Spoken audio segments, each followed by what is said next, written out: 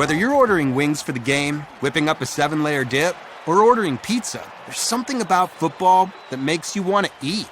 And this football season, Uber Eats has the best deals on game day food. No matter what you're craving, from 2-for-1 pizza to buy one, get one wings, Uber Eats will be dropping new deals each week, all season long. Uber Eats, official on-demand delivery partner of the NFL. Order now. Terms and conditions apply. See app for details. Hey, it's Austin James. Yes, I'm living with diabetes, but it doesn't have to define me. Thanks to the Freestyle Libre 3 Plus sensor, I get real-time glucose readings throughout the day. The Freestyle Libre 3 Plus sensor is small and easy to wear, giving me the freedom to focus on my life as a parent and a musician. Now this is progress. You can get a free sensor at freestylelibre.us.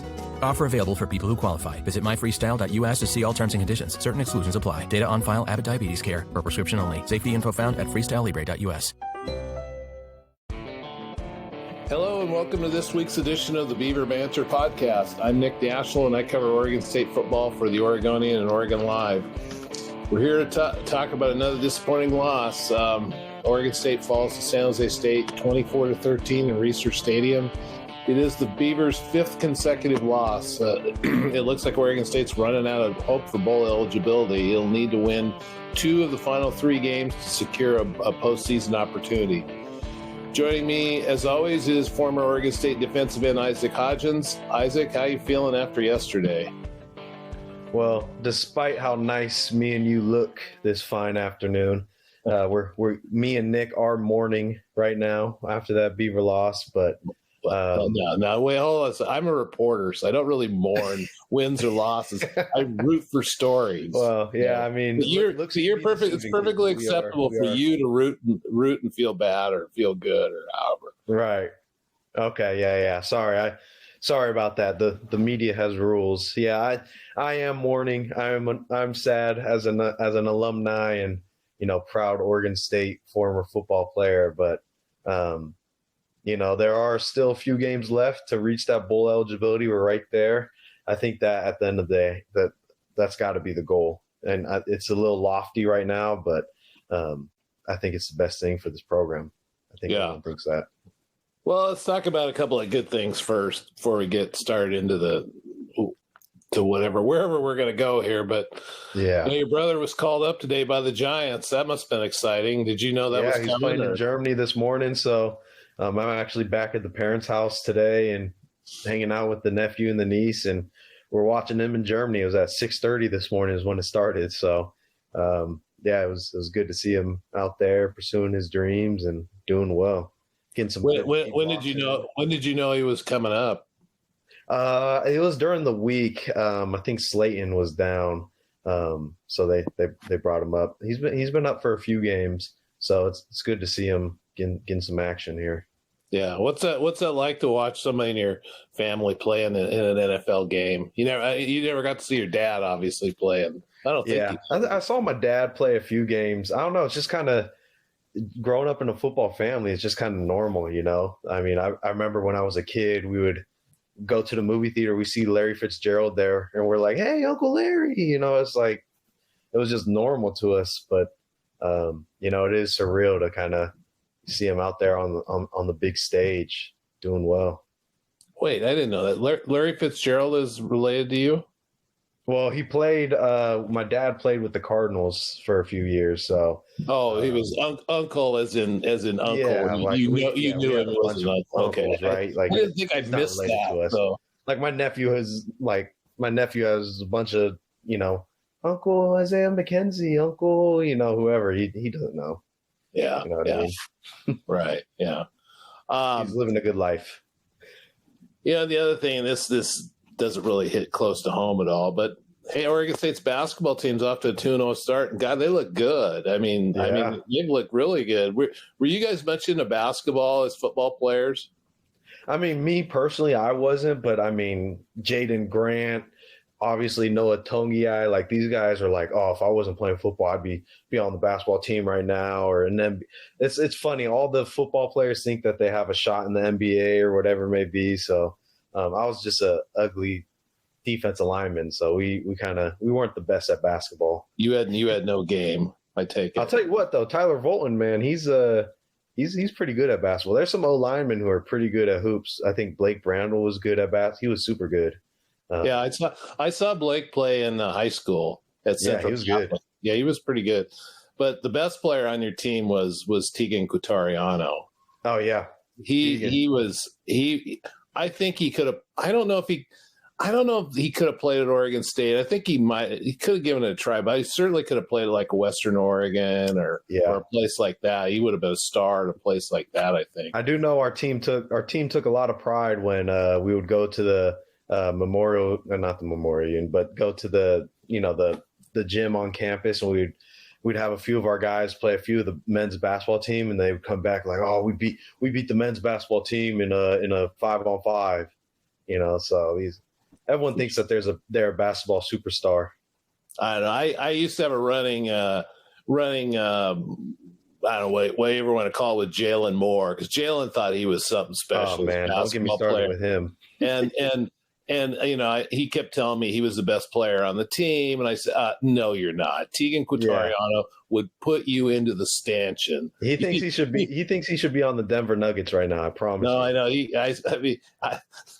I would put any amount of money he wanted down on Tegan over Jalen and Jaden Grant as well. I mean, those two were pretty good high school players, but yeah, it was always funny to hear him tell me how good he was at basketball. I mean, talk about a rebuild program. I mean, the men's basketball team, 2-3 years ago, I don't think they had like 2 people on their team because everyone just hit the transfer portal or was just gone. And I mean, looks like they're rebuilding to start off 2-3 years ago. They got 9 new players on their team this year. They gutted it pretty much this last year. I just remember, I don't know if it was last year or 2 years ago, but like I would come into the weight room and the basketball team's working out. I'm like, where are they? They're like, oh, they're right there. There's 2 guys. And I was like, what? Like, this is insane. But I assume none of the basketball players ever pretended that they were good at football.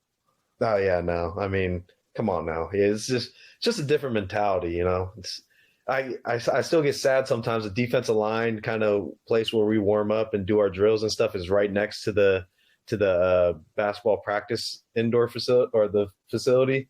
And, on like a cold, rainy day in the middle of November, you're just sitting out here just getting rained on and it's cold. And I just hear dudes in there warming up for practice, shooting some threes in a nice warm AC building. I just get jealous, man. It's just, I get jealous. Not going to lie.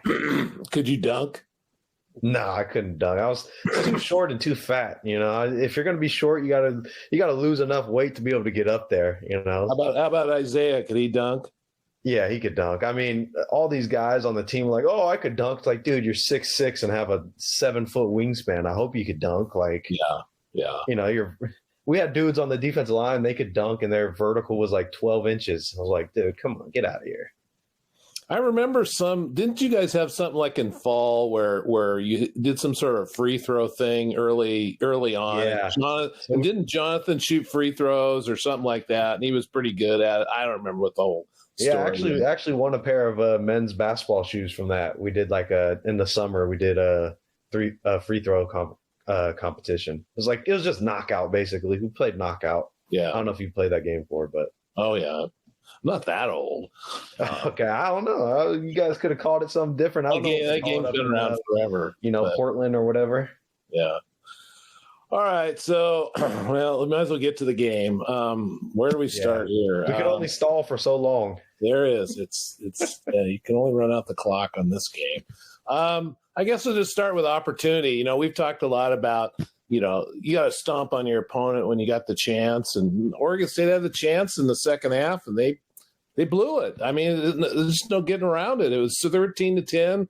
They stopped San Jose State on downs, take the ball down inside the 5, and get 0 out of it. I mean, it just felt like that was the game right there, where they had a chance to take a double-digit lead and didn't do it. Yeah, it's just, I mean.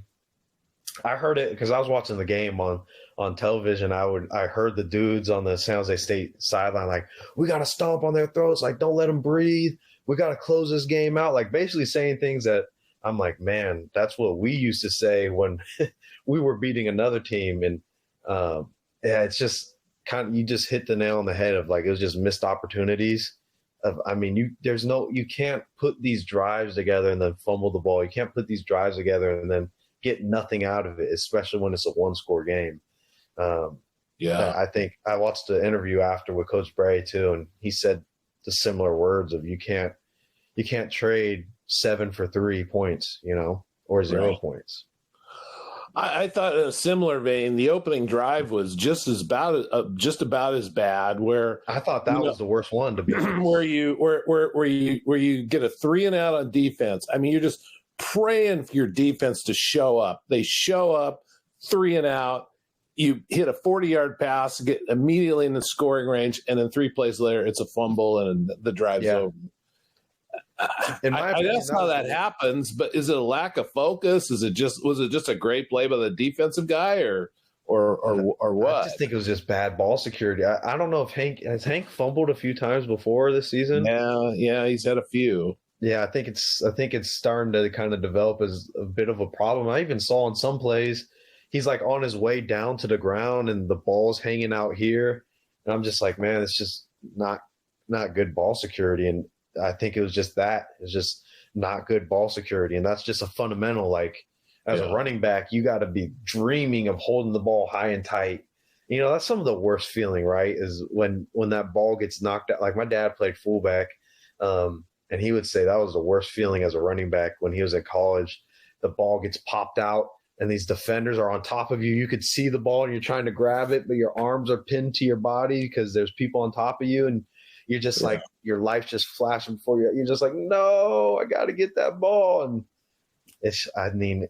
that in my opinion was like, that kind of set the tempo for the whole game. I mean, and that was the biggest thing I was seeing is when I watch Oregon State football games, when I'm watching their team, there's just no cohesion. It doesn't seem like it's a team almost. It just seems like everyone's kind of individually.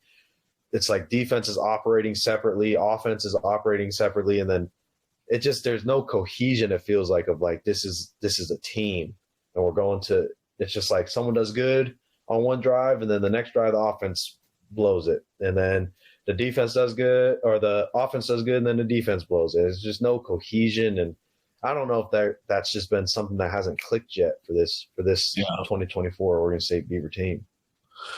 So there's been, I would say during this 5-game streak, I want to say it's been, I keep saying 5-game losing. It's a 4-game losing streak. Okay, 4-game losing streak.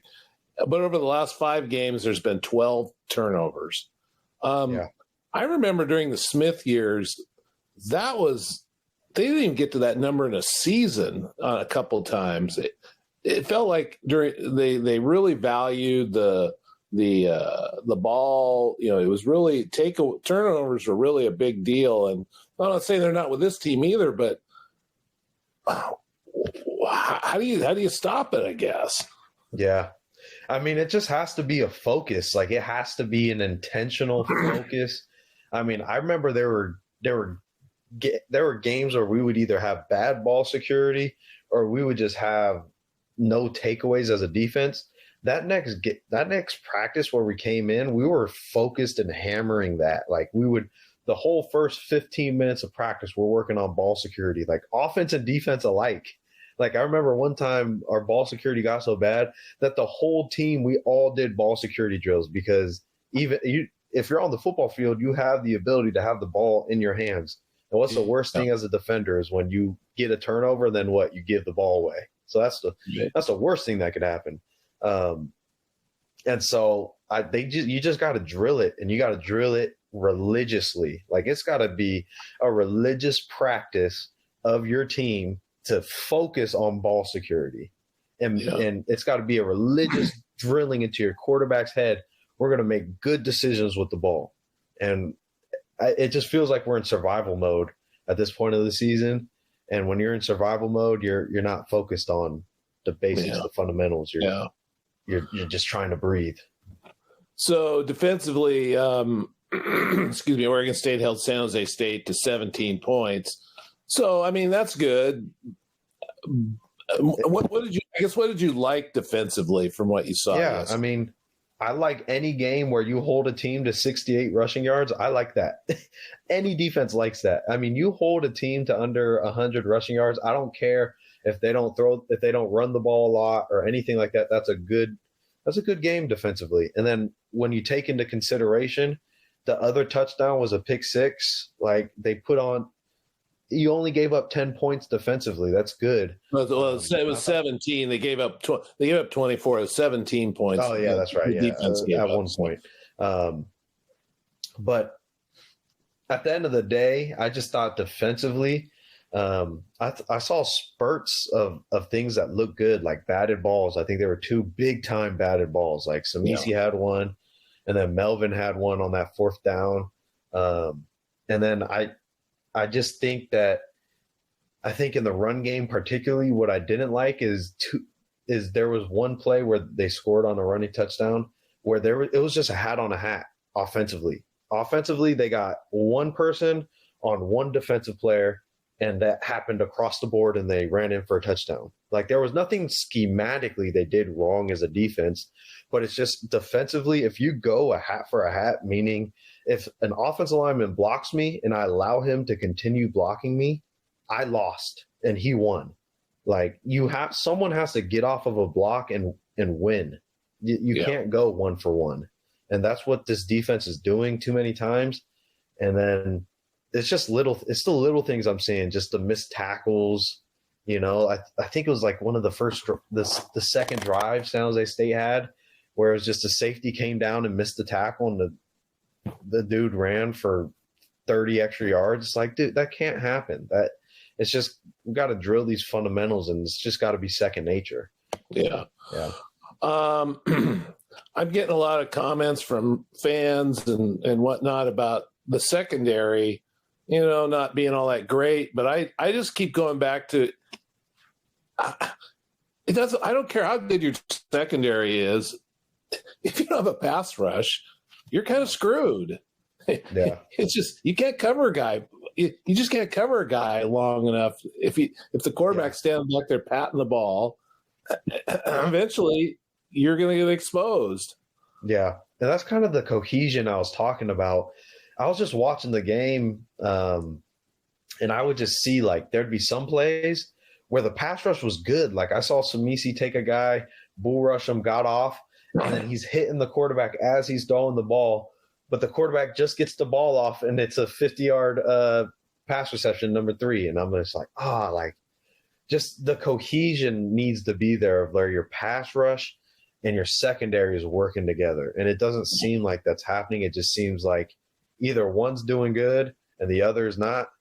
And it needs to be at the same time. And you got to win your one-on-ones. Like, I think Coach Bray said it. Like, they didn't plan on bringing a lot of pressure because the ball's out quick.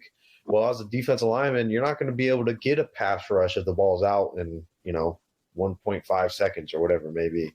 But you also, those few opportunities you do get where you get a true drop back pass, you've got to get back there. And I'm just seeing a lack of edge rushing.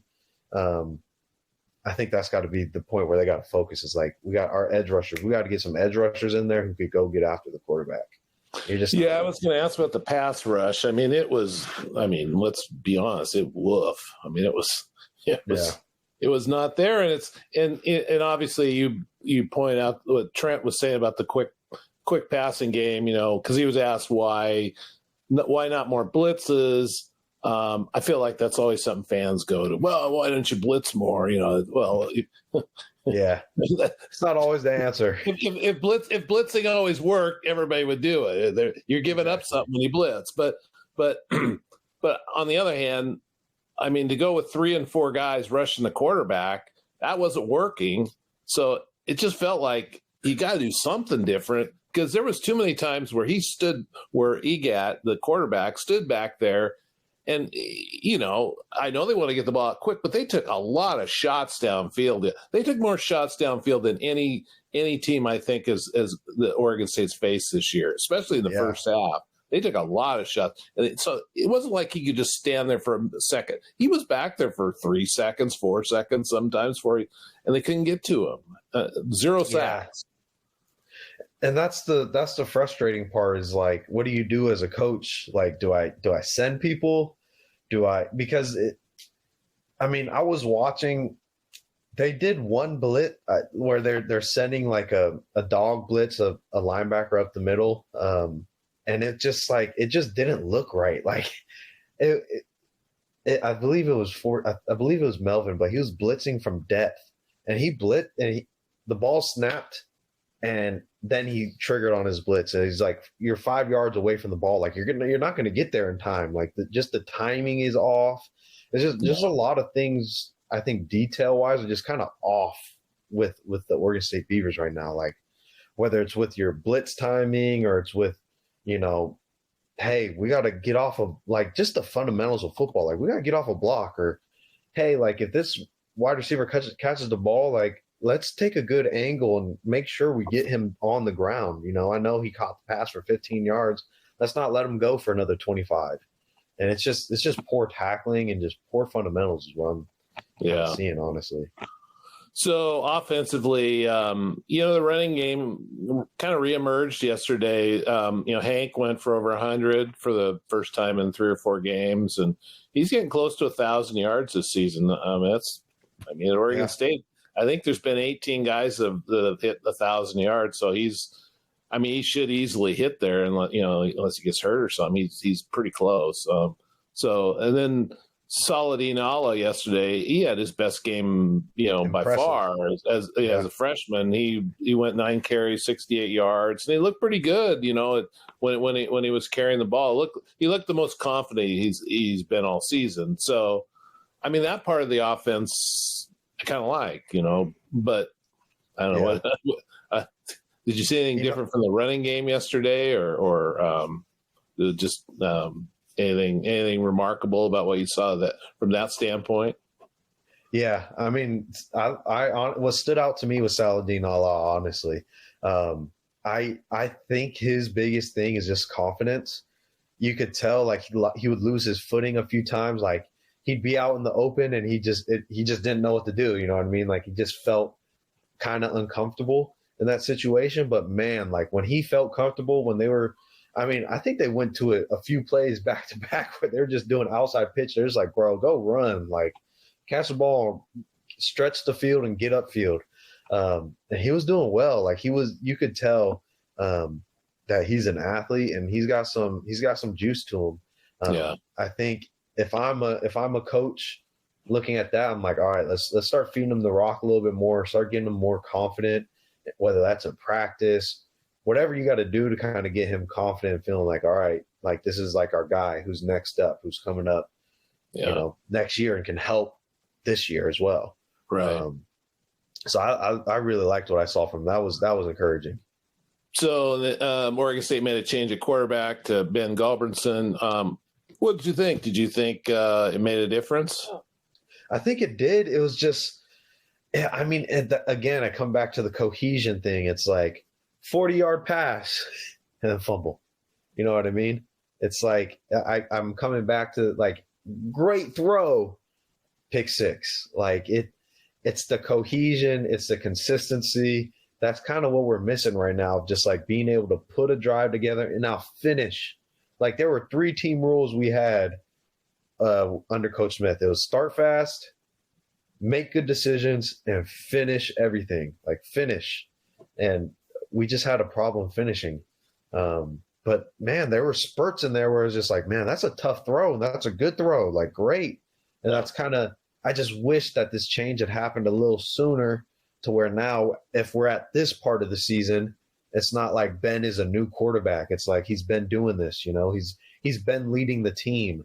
And I think that's kind of the problem is like, if I'm on that Oregon State team, I'm kind of like, what's going on? Like we just feel like we're floating in limbo because we don't know who's our guy. Like who are we rolling with?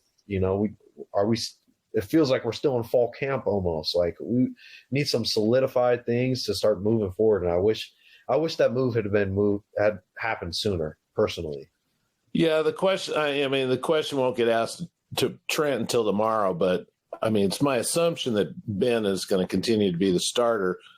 Would Would you be concerned if he said, "Oh no, we're looking at everybody this week and we'll make a decision at the end of the week"?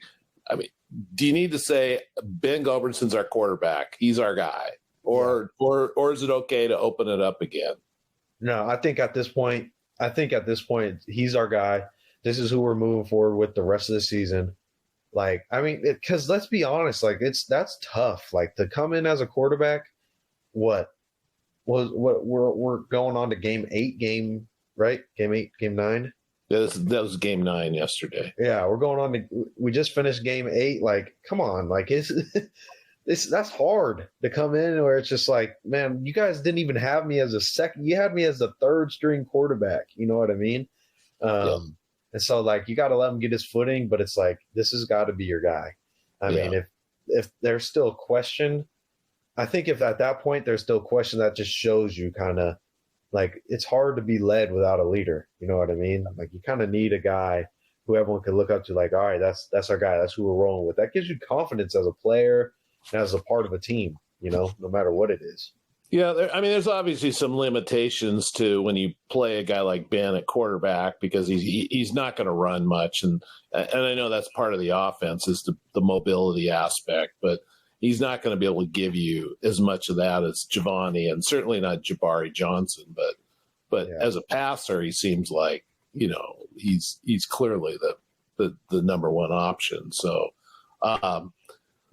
You know, and then yesterday the Beavers had 10 possessions. 8 of them went past midfield, and they got 13 points out of it. I mean, that's just – I mean, there's just so many things you can pick out of this thing and go, it's like they weren't that far away from winning by 3 touchdowns yesterday. Yet it's just like – because they could have if they just kept some drives going because they were moving the ball mostly. I mean, that's what I'm kind of – I just keep coming back to that. It's like we're moving the ball. And it's like, all right, kick a field goal. Okay, 0 points. Like, you've got to be able to move the ball and get something from it. Like, it can't just be you get all the way down to the 5-yard line, the 10-yard line, you get into the red zone and you come up with nothing. Like, you're not going to win a single game the rest of the season if that's what's going to keep happening. And I think it's just got to be like, all right, guys, we got our group, we got our crew. Let's settle down, okay? Let's settle down and do the little things right. Be consistent. Defensively, we're not asking you to be superstars. Make tackles in open field. Win your one-on-one. Get in the quarterback's face. Make the internal clock in his head speed up a bit and cover for 3 seconds. That's it. We're not asking you to do anything special. We're not asking for shutouts. Like, just do your job. And I think if that could be the message going forward of like, hey, we got our group. We've gone through our downs. Now let's start rising up again here. Get to a bowl game and salvage something of the season. Yeah. Obviously, the play of the game was the interception by the San Jose State cornerback on Ben near at the 15. At first blush, when I saw it, it looked like he just threw it right to Harvey. But then I watched a little bit of video, and it does look like Reddix was in the area, and maybe he slipped a little bit. I don't know. What did you see on that interception? Yeah, I mean, I was kind of like you. Like, I'm like, just like, what happened? I mean, it's kind of hard to tell what happened on that interception. You don't know whose fault. Like, we always know, like, hey, the quarterback threw the ball. So it's his fault, right? But we don't know what the route concept was. We don't know what he was expecting. We don't know what they had talked about on the field. So I don't know if he was expecting something different or I think you could probably speak better on that, honestly, because from what I saw, I was just just a bit confused. I mean, that's what goes through my head initially, though. When something is that blatant, you're like, okay, some sort of miscommunication happened. I think that's what we're also talking about is like when you bring in a quarterback who hasn't been playing with these guys the whole entire season, like there's not going to be that chemistry. There's going to be miscommunications. There's going to be, I thought you were going to do this. No, I thought you were going to do this. There's going to be that going on. And I think that was the result of it. Yeah, I noticed that on the last drive, Oregon State's last drive too, where they tried to throw a deep take a deep shot with Trent Walker, and Trent stopped at about the 20 and the ball went way over his head. And like, it just made me wonder, were they even on the same page on that play? Because I felt like Walker was thinking one thing and Ben was thinking something else. And it was. I don't know much about offense and wide receivers and quarterbacks. I do have a brother who played wide receiver, and I know every day after practice from 2018 to 2019, right, or 2020, whatever you want to say, every day after practice he was with Jake Luton running routes. Every day. They're running routes. They're drilling it. They're getting each other's chemistry down. This is what Isaiah did all the way to high school. Like in high school, he was doing this with our high school quarterback. Yeah. And like, if I'm Ben, hey, everyone in the wide receiver room, if I'm throwing the ball to you, we're staying after practice. We're getting our chemistry down. You have to. Like, you got to get this chemistry down. And you got to be able to recover from what you weren't able to get early on in the season, right? Because he wasn't doing that earlier on in the season. Who Ben was throwing with probably after practice probably wasn't Trent Walker. I don't know. I'm not there, right? But they're probably Trent Walker and all them. They're probably throwing with McCoy because that was their quarterback, right? So you got to drill these things. You got to get in the room together. You got to brainstorm together. You got to start building that chemistry because that was what's lacking. Well, it kind of wrapping this up. Does it feel hopeless, or and how do you? Well, let's go a different. If you're Trent Bray and the coaches, how do you convince the team that there's still something to play for? I mean, I think you got to look at the facts. I think that game looked a lot worse on paper than what it was. I think I think you can boil that game down to self-inflicted wounds of not finishing on that's something we can control. It's not like it's uncontrollable. Everything that happened that game is very controllable. Like, don't get down. I think that's got to be the message, is like, guys, this is controllable. We got 9, 10, 11. We got a few games left. Like, we can get to this bowl game. And I think the bowl game is important, to be honest. For the health of this program, the bowl game is important because you're going to build that chemistry. You're going to build that brotherly bond. You're going to build all this kind of stuff that's going to carry into next season. So I think as Coach Bray, athletic director, like, for the health of this program, you got to get to a bowl game. Like, this, it does more than just add another stat to your stat book. Like, it does more than add a win or a loss to your record. Like, these bowl games they build lifelong experiences that for the guys who are going to be on this 2025 Oregon State Beaver football team, it's going to matter. And these are going to be the guys that, on this team this year, that the guys next year who are new are going to look up to. They're going to look to for leadership. Yeah. So you just got to preach, hey, control the controllables. And you're going to show clips in, like, film is never as bad as you think it is, and it's never as good as you think it is. So as bad as we think this game was, they're going to pull up the film into the team meeting room, and they're going to show, like, look, if this guy just did this, it's a touchdown. If this block just happened correctly, it's a touchdown. It's a completely different narrative if X, Y, and Z happened. And when you break it down in film, that actually builds a lot of hope in you as a player of, like, okay, it wasn't as bad as I thought it was. Yeah. And it could go vice versa. It's not ever as good as you think it is either. But then it's on the players to actually, A, believe that, and B, go out on the field and actually make that block or make that move or whatever the coach pointed out was lacking on a certain play. I mean, that might be the difference between a veteran team and a team that doesn't have a lot of veterans on it. Yeah. I mean, and it's all over the film. It's on special teams. Like, man, I remember sitting in on some special teams meetings, and I'm just like looking at this, and Coach Cooks is like, guys, if we get this block right here, this is a touchdown. Like, and it's the same for every position, every single play.